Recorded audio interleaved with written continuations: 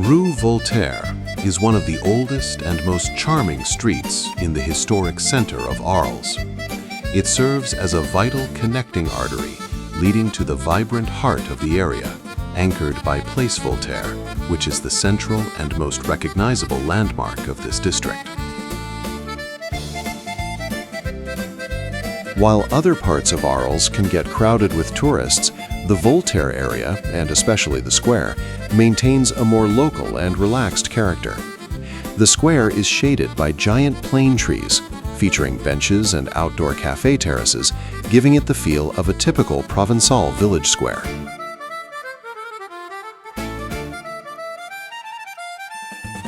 Vincent van Gogh lived and worked in this area. When he first arrived in Arles, he stayed at a hotel-restaurant nearby, Hotel-Restaurant Carrel, which was on the adjacent Rue de la Cavalerie, and he would walk through Rue Voltaire on his way to paint in the arena area and its surroundings.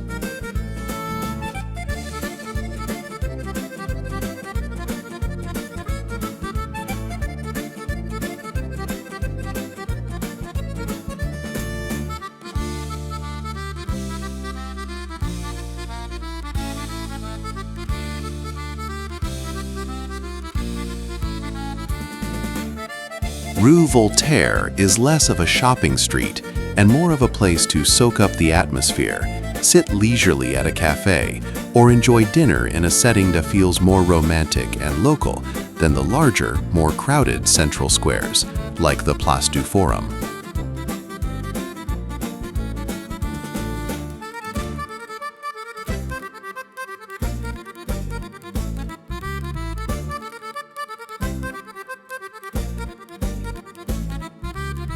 Rue du Septembre is a significant and vibrant street in Arles that acts as a bridge between the arrival points, the train station area and the Rhône riverbanks, and the historic city center.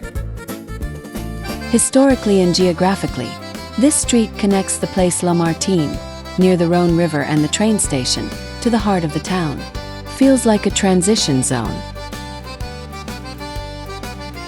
It is less crowded than the immediate surroundings of the arena, but it is a busy, functional thoroughfare that feels very lived in by locals. It is lined with tall, classic Provençal townhouses.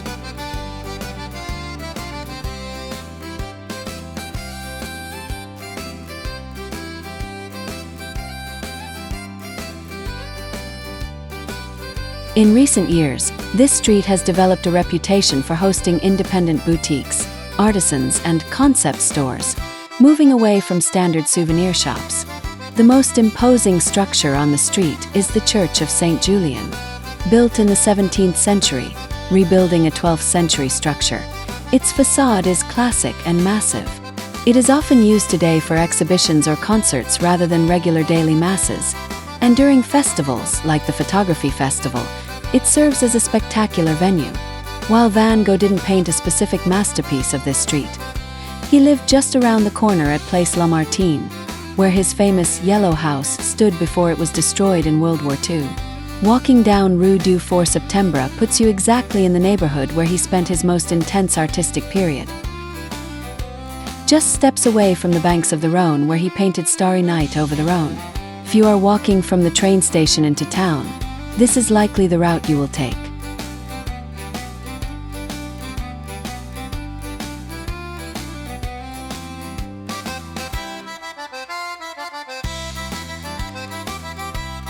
Rue Raspail is a quiet, atmospheric street located in the heart of district, the oldest and highest part of Arles.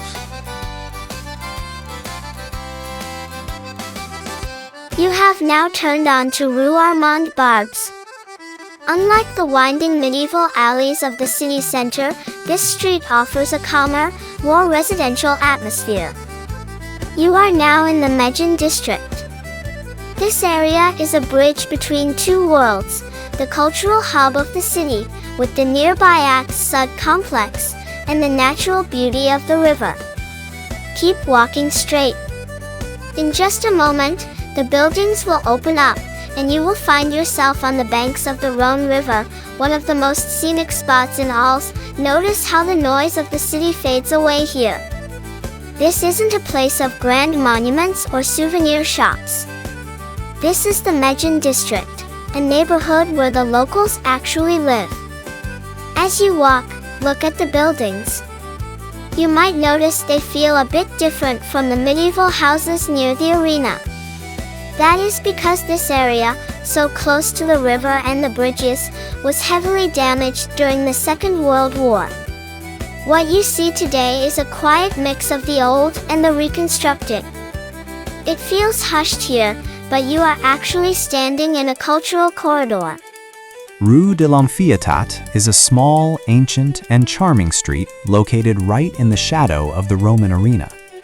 Despite its name, it is not the street that circles the monument, that is the Rond-Point des Arènes, but rather a quieter alley that branches off from the area.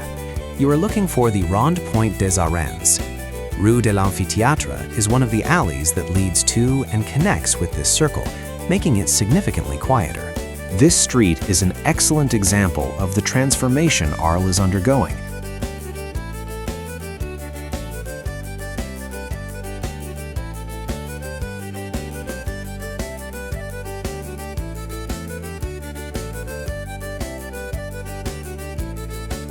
Rond-Point des Arènes.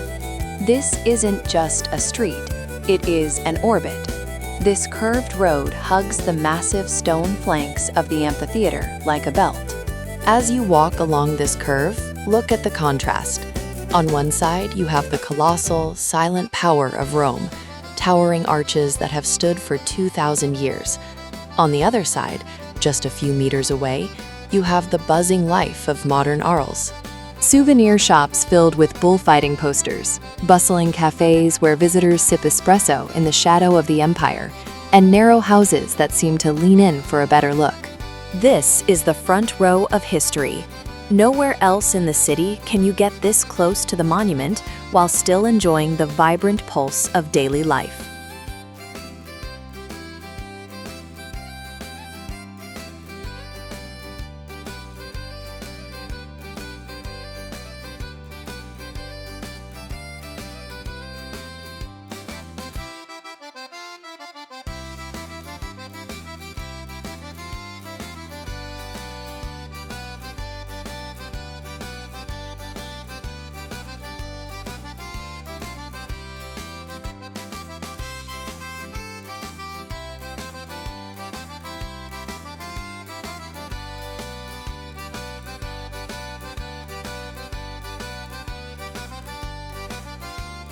While the massive arena was built for the roar of the crowd and the clash of swords, this place was built for the soul.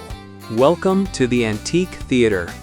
It is older than its giant neighbor, dating back to the 1st century BC, commissioned by the Emperor Augustus himself. It was here, buried in the earth, that the famous Venus of Arles was discovered, a statue of such beauty that it was taken to the Louvre in Paris. As you walk among these ruins, you aren't just seeing broken stones. You are walking in a garden of memory, where Roman art once flourished under the sun. You are standing in one of the very first stone theaters of the Roman world. In its prime, these semicircular rows, the cavea, could hold 10,000 spectators. They came here for comedies, tragedies, and pantomimes. But look closely at the site. It seems more damaged than the arena, doesn't it? That is because in the Middle Ages, the theater was used as a quarry. The stones were stripped away to build the city's churches and houses. Once, this stage was backed by a magnificent wall, adorned with hundreds of columns and statues. Today, only 2 marble columns remain standing. The locals call them les deux veuves, the 2 widows.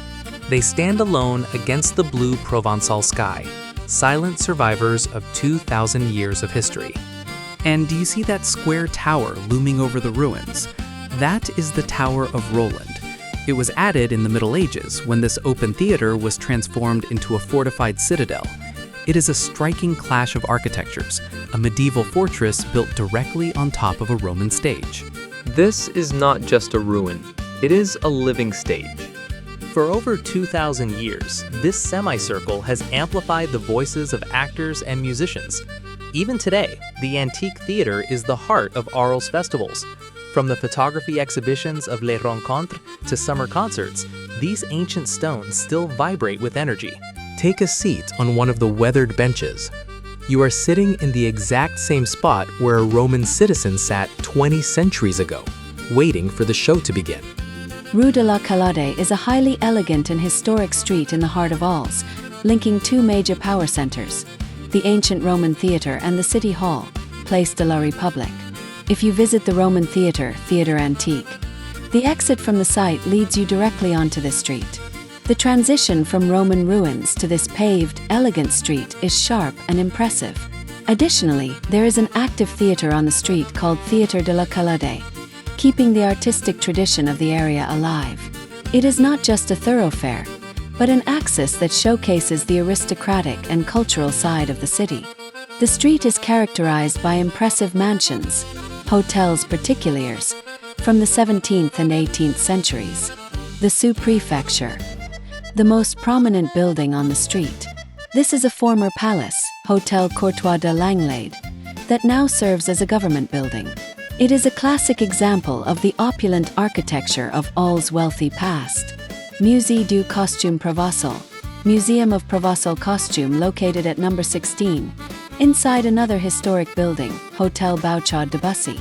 This museum, owned by the famous perfume house Fragonard, is a true gem showcasing the historic fashion and textiles of Provence.